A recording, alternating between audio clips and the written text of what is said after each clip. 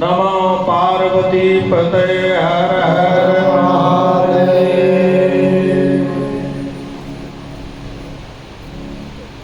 परमपिता परमेश्वर की असीम कृपा से हम सभी को श्रीमद् भागवत कथा का आनंद प्राप्त हो रहा है। हम सभी परम सौभाग्यशाली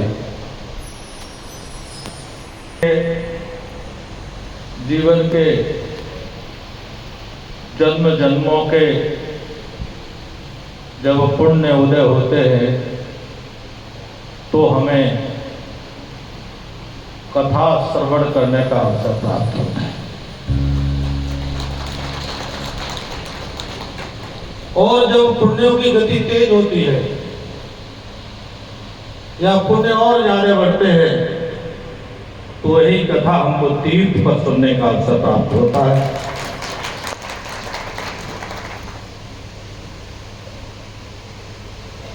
और मुझे लगता है आप सबके उससे भी आगे बढ़ने, क्योंकि आप तीर्थ पर भी कथा सुन रहे हो और महत्वपूर्ण ये है कि परमहंस स्वामी पुनीतपुरी जी महाराज से आप कथा सुन रहे हैं तो और बहुत ज्यादा आप सबको वापस आए, क्योंकि एक सन्यासी विरक्त साधु परमहंस से कथा सुनना हो सकता है भले एक बार को समझ में नहीं आए, क्योंकि कई बार शास्त्रीय और कठिन शब्दों का समावेश होता है कथा में। हो सकता है नहीं है, लेकिन कल्याण उद्धार आपका निश्चित संभव है, क्योंकि आप सन्यासी से कथा सुन रहे हैं। इसे कोई नहीं रोक सकता,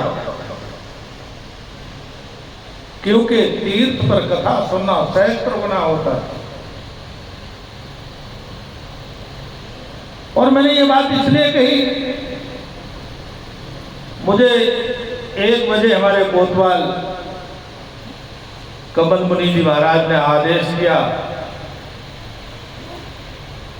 कि आपको 1 बजे आना है।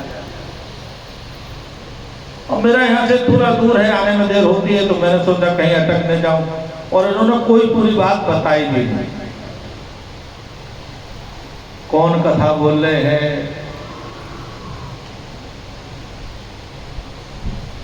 बस केवल इतना बोला आप कबीर आश्रम पहुंचो। मैं समझ नहीं पाया भाई क्या कोई वारंट कटा हुआ है मेरा, क्या है। हाँ भाई कोतवाल तो कभी वारंट काटते, कुछ पता तो है नहीं इन कोतवाल, और चाहे पुलिस का कोतवाल हो चाहे महात्माओं का कोतवाल हो, और कोतवाल बुलाए तो ना जाओ, तो फिर आप समझते हो जब पुलिस का कोतवाल बात करने को तैयार नहीं होता है तो हमको तो यही हरिद्वार ही रहना है, इस कोतवाल से रोज काम पड़ना है, तो इसकी बात तो माननी पड़ेगी। तो मैं 15 मिनट पहले आ गया। मुझे आदत नहीं है देर से पहुंचने की, मुझे पहले पहुंचने की तो आदत है, लेकिन देर से पहुंचने की आदत नहीं है, और मैं इससे अच्छा नहीं मानता। क्योंकि मुझे ये कोई कहे कि महाराज जी आप आए 5 मिनट बाद, 5 मिनट पहले 100 लोग चले गए, यह मैं किसी को अवसर देता नहीं हूं। ये सुनने की आदत हमको नहीं है, तो सुनने का अवसर भी नहीं देता। लेकिन मैं आया, थोड़ी देर मैंने कथा श्रवण की,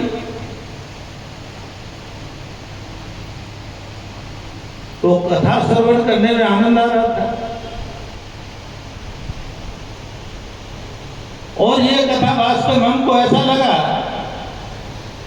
कि जब व्यास भगवान ने कथा की रचना की तो वो स्वयं नहीं कथा बोले,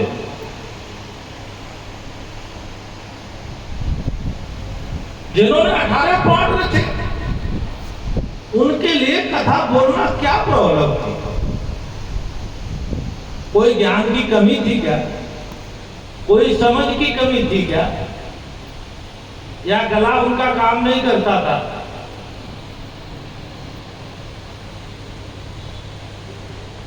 लेकिन नहीं, व्यास भगवान ने कहा मैं ये भागवत कथा बोलने का अधिकारी नहीं, अपने को कहा मैं अधिकारी ही नहीं, अधिकारी नहीं माना उन्होंने। तो फिर क्या चाहिए?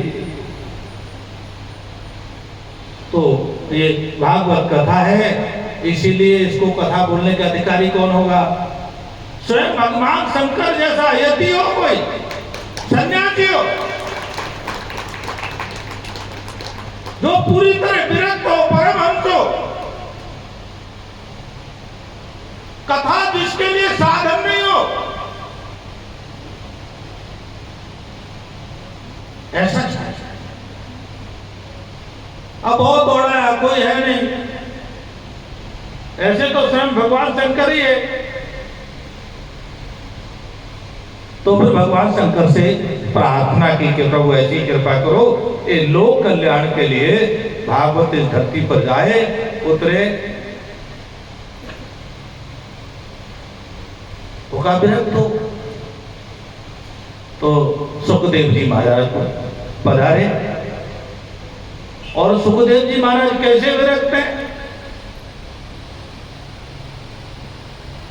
जरा से ठीक हुए, चल दिए जंगल को। पिताजी पीछे पीछे जाते हैं, तो पिताजी ने कहा बेटा पुत्र रुको। तो पिता को पुत्र ने उपदेश दे दिया, कौन किसका पुत्र,